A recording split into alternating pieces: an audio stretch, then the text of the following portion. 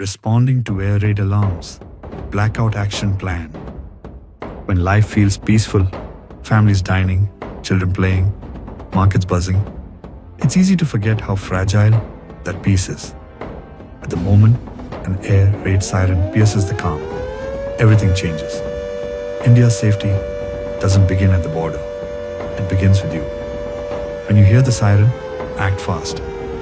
Turn off all lights, fans and appliances. Draw the curtains. Shut the windows.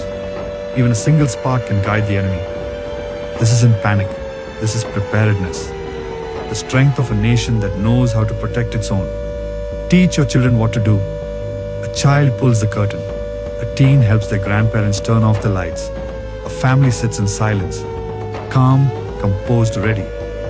Across the city, the spirit awakens. Volunteers check rooftops for light leaks. Women check on elderly neighbors.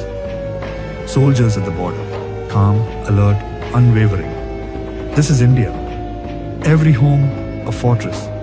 Every citizen, a shield. In darkness, we don't hide, we unite. From cities to villages, a quiet blackout spreads. Not out of fear, but love. Love for country, love for each other, and belief that in every test, India stands tall